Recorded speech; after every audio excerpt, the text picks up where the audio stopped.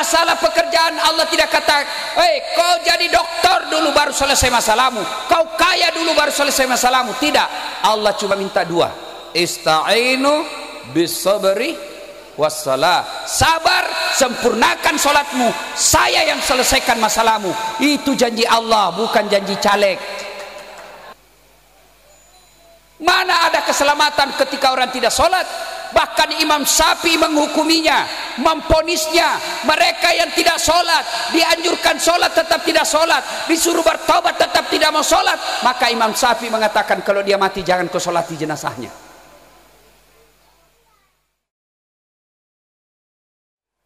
Assalamualaikum warahmatullahi wabarakatuh.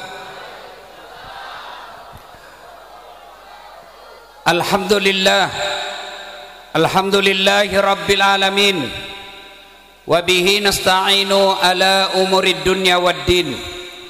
Ashhadu an la ilaha illallah wa ashhadu anna Muhammadan abduhu wa rasuluh. Allahumma salli ala sayyidina Muhammad wa ala alihi wa sahbihi ajma'in. Amma ba'd. Ibu bapak, saudara-saudara sekalian, teristimewa para alim ulama, qari dan qariah yang insya Allah dimuliakan dan dirahmati oleh Allah Subhanahu wa ta'ala.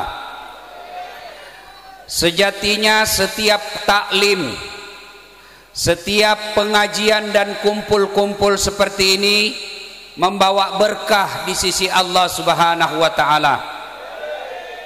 Namun karena kita masih dalam masa pandemik, saya tidak menyangka kita berkumpul sebanyak ini. Panitia tidak menjelaskan kepada saya, dan ini tentunya lebih banyak mudaratnya daripada manfaatnya. Saya mohon maaf. Pandemik ini tidak bisa kita anggap remeh. Karenanya saya melihat lebih banyak yang tidak pakai masker daripada yang pakai masker. Ini saya khawatir, dan kalau ada yang share dan yang videokan, dan itu pasti gampang sekali viral kalau saya yang ceramah. Ya, silakan Bapak merokok tapi jangan buka maskernya. Ini sudah banyak asap rokok berkeliaran. Silakan merokok tapi jangan pakai masker. Karena kalau Bapak pakai masker tambah gila lagi. Tapi lebih banyak lagi mudaratnya kalau Bapak merokok di saat sangat pengajian seperti ini. Saya mohon maaf, saya orang Bugis, jadi saya tidak suka berbasa-basi. Kalau ada yang salah saya sampaikan. Suatu ketika Rasulullah sallallahu alaihi wasallam berkumpul. Lalu beliau tiba-tiba melihat ada malaikat bersama Jibril. Beliau melihat ada malaikat 1 juta jari-jarinya. Nabi kagum dan bertanya, "Ya Jibril, siapa itu Jibril?" Jibril menjawab, "Itulah malaikat yang Allah ciptakan, tugasnya mencatat air ketika hujan." Ada yang bisa catat air ketika hujan? Ada? Tidak mungkin. Kenapa? Banyak jumlahnya dan jatuhnya bareng-bareng serta cepat. Lalu Nabi bertanya kepada malaikat ini, "Wahai malaikat, apa betul kau mampu mencatat air ketika hujan?" "Ya, kucatat yang jatuh di gunung, kucatat yang jatuh di laut, kucatat yang jatuh di darat, semua aku catat, tidak setetes pun yang tidak aku catat." Lalu malaikat ini berkata, "Ya Muhammad, ketahuilah, ada satu yang tidak bisa mampu aku mencatatnya." "Kenapa?" "Lebih banyak jumlahnya daripada air hujan." "Apa gerangan?" "Ketika umatmu berkumpul di satu tempat, mereka kemudian bersalawat bareng-bareng kepadamu, aku tidak bisa mencatat betapa banyak pahala yang Allah turunkan di tempat itu." Maka ketika berkumpul seperti ini, bersalawatlah kepada Rasulullah Muhammad sallallahu alaihi wasallam. Kalau Bapak tidak bisa memperbanyak amal dengan tahajud, tidak bisa memperbanyak amal dengan bangun masjid, tidak bisa memperbanyak amal dengan puasa Senin Kamis, maka perbanyak amal ketika kumpul seperti ini, bersalawat kepada Rasulullah Muhammad sallallahu alaihi wasallam. Maka saya mau dengar, apa di sini kencang enggak salawatnya di? Bisa? Tapi saya mau dengar dulu mana lebih kencang suaranya ibu-ibu dengan bapak-bapak. Dan ternyata di sini sudah gabung-gabung juga perempuan dengan laki-laki. Bisa? Bapak-bapak diam dulu, ibu-ibu dulu ya. Ayo salawat bareng-bareng. Ibu-ibu, yuk, bapak-bapaknya diam, ibu-ibunya salawat, yuk. Salatullah salam ala toha, salatullah salamullah habibillah. Itu suara perempuan, bukan kencang, tapi itu namanya sahdu. Nah, suara begitu yang kasih nafsu laki-laki. Makanya cewek kalau kau ditelepon cowok jangan mendayu-dayu. Assalamualaikum, waalaikumsalam. Lagi di mana dek? Di rumah aja kak. Bagaimana cowok mundak nafsu? Coba kalau tegas. Assalamualaikum, waalaikumsalam. Lagi di mana? Di rumah. Lagi ngapain? Apa kau tanya-tanya? Nah, berhentilah kau ditelepon itu besok. Nah, ibu-ibu diam, bapak-bapak kita dengar. Ayo dek, salawat bareng-bareng. Salatullah ala toha rasulillah, salamullah ala yasin. Alhamdulillah. Bapak ibu saudara-saudara sekalian, dalam Islam ada 2 tahun yang aneh-aneh namanya. 1 tahun gajah, tahun lahirnya Nabi. 2 tahun duka cita, tahun Isra-nya Nabi. Ada yang tahu tanggal berapa Nabi Isra? Tanggal 1 Ab, 5 Mei. Beleng-beleng. Mana? Isra-nya Nabi 27 Rajab. Saya waktu kecil cepat sekali saya tahu sejarahnya Isra dan Mi'raj. Kenapa? Ibu saya nyanyinya memperkenalkan itu. 27 Rajab Nabi Muhammad diisrakan dari Masjidil Haram ke Masjidil Aqsa. Itu lagunya ibu-ibu dulu. Dia tahu sejarahnya itu Isra Mi'raj. Kalau lagunya ibu-ibu sekarang apa? Putar ke kiri nona, putarlah ke kiri. Apa gunanya itu lagumu? Ya? Nah, Rajab itu tahun duka cita. Kenapa disebut tahun duka cita? Karena ada 2 orang sahabat yang paling dicintai Nabi dan mencintai Nabi meninggal pada tahun yang sama. Pertama, paman beliau meninggal. Tidaklah lama meninggal pula istri beliau. Maka beliau berduka ditinggal oleh 2 orang ini. Terutama ditinggal Khadijah. Begitu sedihnya Nabi ditinggal Khadijah, Nabi pernah bersabda, barang siapa seorang istri meninggal dunia lalu suaminya berduka terus mengenang kebaikannya, maka itu ciri-ciri wanita penghuni surga. Jadi kalau ada ibu-ibu nih yang lebih dulu nanti meninggal lalu suaminya berduka terus mengenang kebaikan ibu, maka ibu calon penghuni surga. Waduh, kenapa istri saya cepat sekali meninggal ya Allah, meskipun dia bau keteknya ya Allah, aku sangat mencintainya ya Allah, baik betul istri saya ini. Nah, itu ciri-ciri penghuni surga. Tapi kalau sebaliknya, begitu ibu meninggal suaminya masuk kamar berteriak merdeka. Nah, itu ciri-ciri penghuni neraka, tidak dicintai oleh Allah dan Rasulnya. Pada saat Nabi berduka itu turun perintah Allah, Jibril, kau jemput kekasihku Muhammad, saya ingin menghiburnya. Kemana? Ke Taman Mini? Bukan. Ke Ancol? Bukan. Kemana? Langsung ketemu dengan Allah. Untuk apa? Menerima sholat. Saya tidak akan lama-lama, ini aja intinya. Inti Isra Mi'raj itu sholat. Betapa pentingnya sholat ini, Allah memerintahkannya, bukan menurunkan ayat. Allah perintah puasa, Jibril aja diperintah, sampaikan kepada Muhammad wajib puasa melalui ayatnya. Allah perintahkan haji, ayat aja turun melalui Jibril, sampaikan pelaksanaan ibadah haji. Zakat diperintahkan, ayat aja turun, kau bayar zakatmu.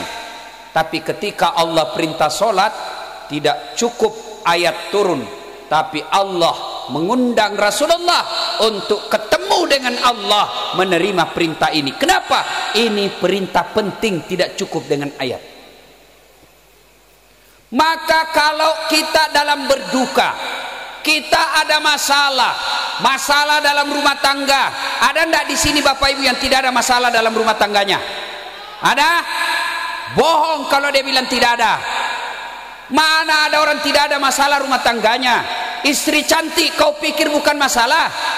Istri cantik digoda orang, masalah. Apalagi kalau suaminya jelek. Berarti bagus kalau jelek istri jelek dihina orang, masalah. Kita lagi malu jalan sama dia, duluan aja dek, nanti saya menyusul. Berarti bagus kalau tidak ada istri.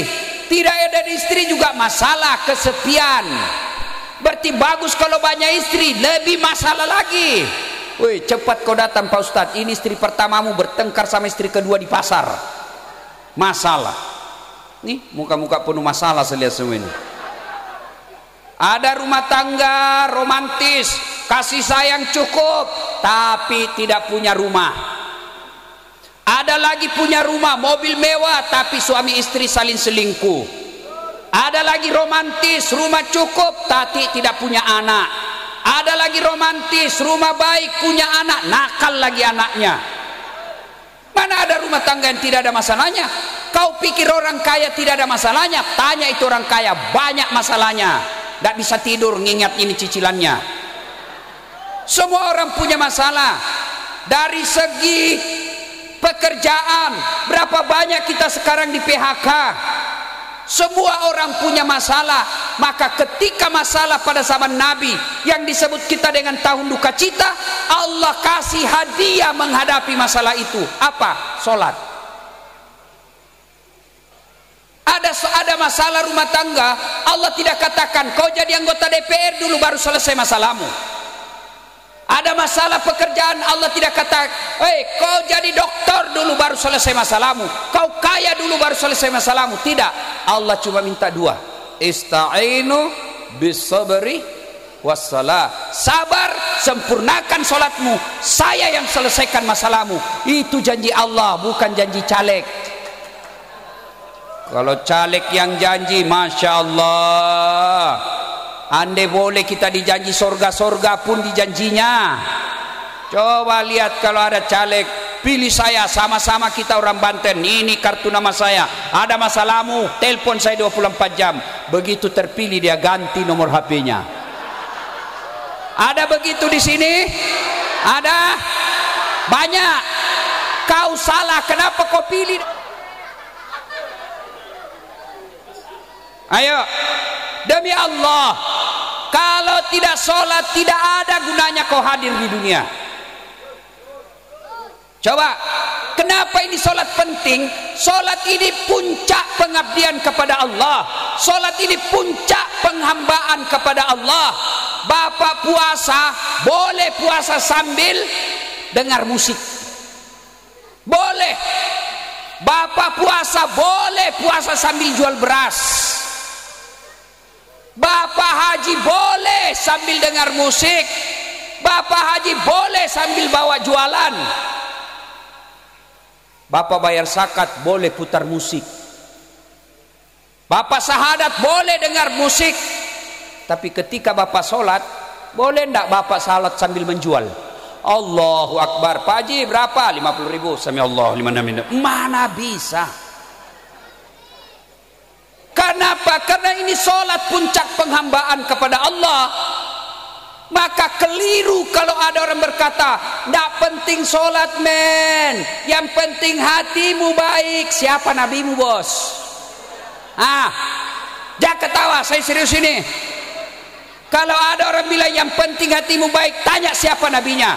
Nabi Muhammad paling baik hatinya, Nabi Muhammad paling luhur akhlaknya, dilempari malah tetap senyum, dimaki malah didoakan orang. Datang malaikat Jibril, Muhammad ini orang taib keterlaluan, doakan saya hancurkan mereka. Apa Nabi hancurkan? Tidak, Nabi bilang doakan saja. Tapi beliau tetap sholat. Mana ada keselamatan ketika orang tidak sholat? Bahkan Imam Syafi'i menghukuminya, memponisnya, mereka yang tidak sholat, dianjurkan sholat tetap tidak sholat, disuruh bertobat tetap tidak mau sholat. Maka Imam Syafi'i mengatakan kalau dia mati jangan kau sholati jenazahnya. Demi Allah, Bapak tidak ada gunanya Isra Mi'raj seperti ini kalau pulang tidak sholat. Ayo, ada yang malas sholat di sini? Ada? Tidak ada. Apa alasanmu tidak sholat? Ibu-ibu paling banyak alasannya tidak sholat kalau haid. Kenapa tidak sholat? Haid. 2 hari kemudian. Kenapa tidak sholat? Lagi mens. Kenapa tidak sholat? Datang bulan. Itu aja semua itu. Dia bilang suaminya biasanya kok cuma 5 hari haid. Ini sudah 7 hari tidak sholat. Apa kata istri? Belum bersih. Kau pergi sholat, masih ada sedikit-sedikit. Begitu suaminya bilang, bohong, apa bohong? Saya kasih lihat kau.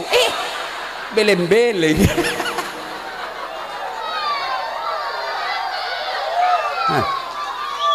Kapan lagi perempuan banyak tidak sholat kalau ada pengantin?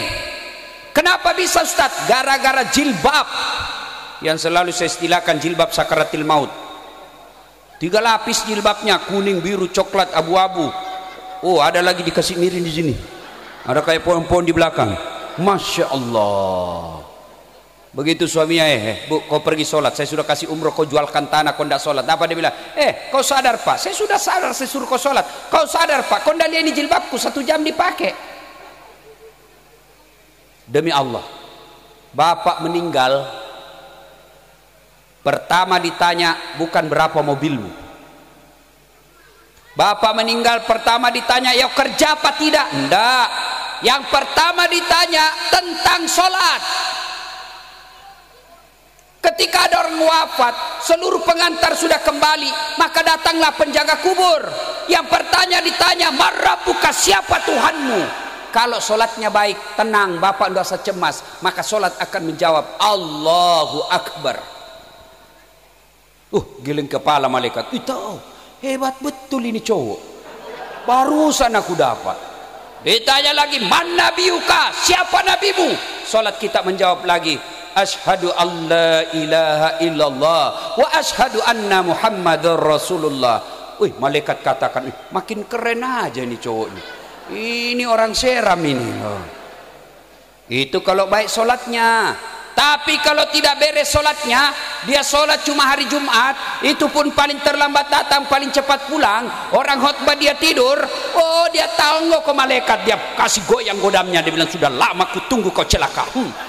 Kurang ngajar, kau banyak ceritamu. Begitu ditanya, Marabbuka, siapa Tuhanmu? Dia bilang, tunggu dulu, orang baru datang.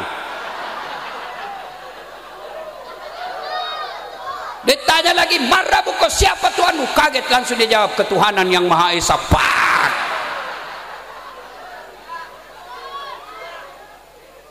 Saudaraku pernah merantau ke Jawa Timur, di sana tidak nyaman kerja, balik lagi ke kampung. Merantau ke Malaysia, Malaysia tidak nyaman, balik lagi ke kampung. Merantau ke Sulawesi, Sulawesi tidak nyaman, balik kampung. Merantau ke Kalimantan juga tidak nyaman, balik lagi ke kampung. Masih ada harapan bisa balik kampung. Bapak sebagai PNS, pegawai negeri, ditugaskan ke satu daerah, tidak nyaman, balik lagi kampung, pensiun, tidak ada urusan. Tapi demi Allah, kalau Bapak masuk kubur, senang tidak senang, kau tinggal di situ, tidak boleh kau balik.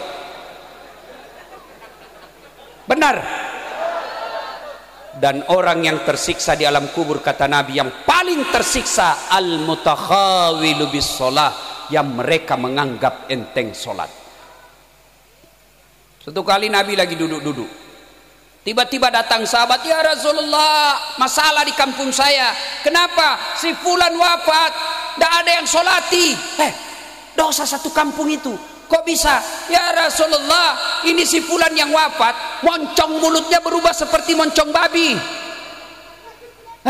Nabi kaget, Nabi pergi lihat, benar Pak, mulutnya seolah-olah moncong mulut babi. Nabi doakan dengan izin Allah, berubah kembali jadi seperti manusia. Nabi solati, selesai disolati mau dimasukkan ke liang kubur, kembali moncongnya seperti moncong mulut babi. Nabi katakan, ya sudah, makamkan aja dia. Selesai makamkan, ditanya, ini orang sholat enggak? Sholat ya Rasul, cuma hari Jumat saja, itu pun kadang-kala enggak. Hati-hati kau yang hari Jumat saja sholatmu. Hei, apa alasanmu tidak mau sholat? Kau ngomong sekarang. Saya sakit Ustaz. Ada kala sakitnya Nabi Ayub. Itu Nabi Ayub seluruh anggota tubuhnya dimakan ulat. 16 tahun beliau sakit. Apa beliau menyerah dan sholat? Tetap dia sholat. Kamu baru influenza. Kalau sakit gigimu ya sudah, kau sholat sakit gigi. Allah tahu kau lagi sakit gigimu. Apa lagi? Ustaz, dia cakep Ustaz, gagah Ustaz, artis. Ada kala gagah Nabi Yusuf. Itu Nabi Yusuf begitu gagahnya, di ibu-ibu tukang gosip disuruh ngiris bawang, kasih pisau tajam, suruh lewat Nabi Yusuf. Begitu gagahnya Yusuf, terpesona ibu-ibu yang ngiris bawang. Dia tidak sadar tangannya dia iris. Ada kira-kira orang gagah bisa mempesona sampai kita iris tangan tidak terasa? Jangankan terpesona iris bawang, ketek aja bau kita hilang rasa cakepnya. Yusuf alaihissalam cakep, tetap sujud beribadah kepada Allah. Ustaz, kuat Ustaz, olahragawan. Ada kala Nabi Musa. Itu Nabi Musa kalau dia kunci badannya tembus bulu-bulu di bajunya. Dia kunci lagi badannya, terlempar songkoknya. Kalau dia berkelahi belum sampai tinjunya sudah jatuh orang Pak 30 meter. Ada kala itu Nabi Yusuf. Nabi Musa, beliau tetap sujud beribadah kepada Allah. Dia hebat Ustaz, tinggi jabatannya. Tidak ada kala jabatannya Rasulullah penghulu para nabi, beliau tetap sholat. Kalau orang kaya tidak sholat, ada kala kaya Nabi Sulaiman. Tuh Nabi Sulaiman Pak, pekerangan rumahnya emas, kerikilnya emas. Ada di sini kerikil rumahnya emas. Paling kalau orang Bugis giginya dikasih emas. Beliau tetap sujud beribadah kepada Allah. Orang kaya tidak sholat, pejabat tidak sholat, artis tidak sholat. Orang masih bilang ya sudahlah, dia kaya, tinggi jabatannya, selebriti, semua orang Indonesia kenal. Orang masih maklum. Tapi kamu sudah jelek, pengangguran, busuk mulutnya, bau keteknya, tidak sholat lagi. Bele-bele.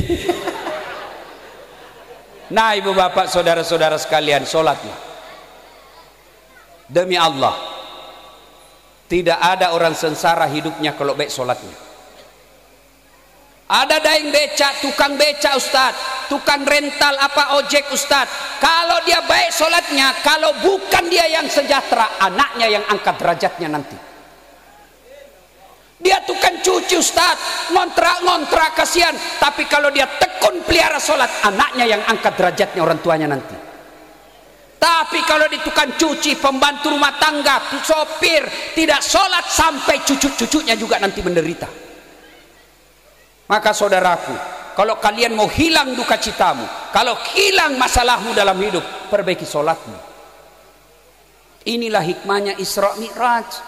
Nabi duka, Nabi sedih, dikasih hadiah. Hadiahnya bukan puasa, hadiahnya bukan haji, hadiahnya apa? Sholat. Maka memperbaiki hidup ini, menghilangkan duka dan cita kita adalah sholat.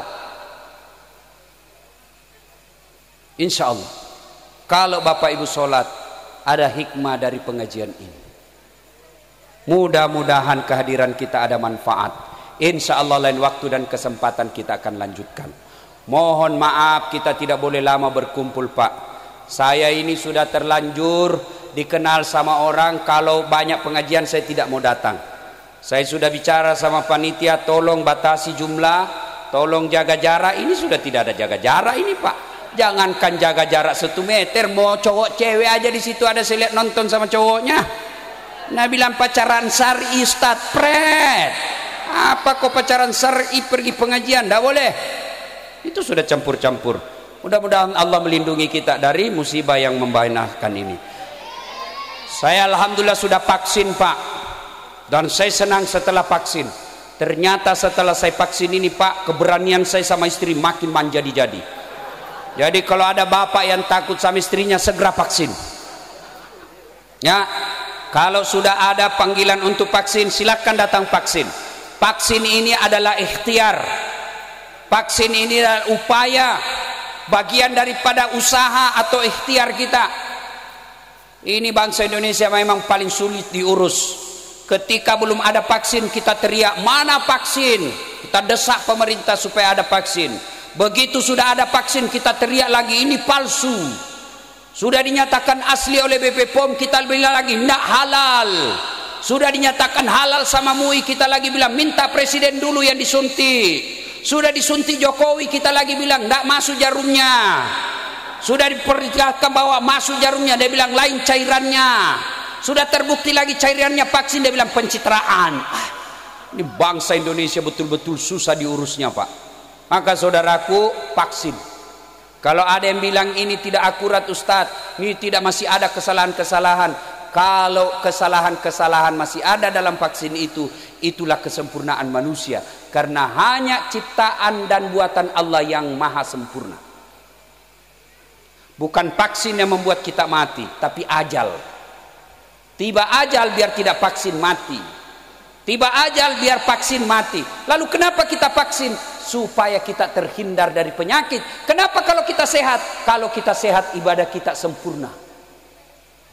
Coba lihat, gara-gara vaksin, gara-gara virus ini, sholat kita sudah jaga jarak. Alhamdulillah sekarang sudah boleh berjamaah. Mudah-mudahan nanti kalau kita sudah vaksin semua, Ramadan masuk, kita sudah boleh tarawih. Kita sudah rindu mau ke Baitullah untuk umroh. Tapi selama kita masih ada pandemik ini, kita tidak bisa pergi lagi ke umroh, tidak bisa lagi sholat jamaah dengan rapat, tidak bisa lagi kita buat tabligh akbar yang menghadirkan satu kampung. Maka supaya kita segera bangkit dan hilang COVID ini, maka mari sambut vaksin itu. Segeralah kita vaksin, dan alhamdulillah vaksin ini gratis alias tidak dibayar. Nah, ibu bapak saudara-saudara sekalian, pada akhirnya kalau ingin menghilangkan duka cita, ingin berdialog dengan Allah, maka gunakan sholat 5 waktu. Demikian, lebih dan kurangnya mohon dimaafkan. Kenapa ibu? Lanjut. Memangnya saya pilkada. Lanjut 2 periode, bukan pilkada ini. Terus, memangnya saya tukang parkir. Kalau masih mau dengar ceramah saya, gampang. Buka YouTube, tulis nama saya, Dasat Latif. Oh, keluarlah itu semua ceramah saya. Sudah nonton, jangan lupa like and share. Ya. Nah, demikian, mudah-mudahan ada manfaat. Mohon maaf, saya janji kepada panitia, insya Allah kalau pandemik sudah berlalu, kita akan datang lagi dengan acara yang lebih meriah, insya Allah. Demikian, lebih dan kurangnya mohon dimaafkan. Nun wal kalami masrun billahi fi sabilil haq fastabiqul khairat. Assalamualaikum warahmatullahi wabarakatuh.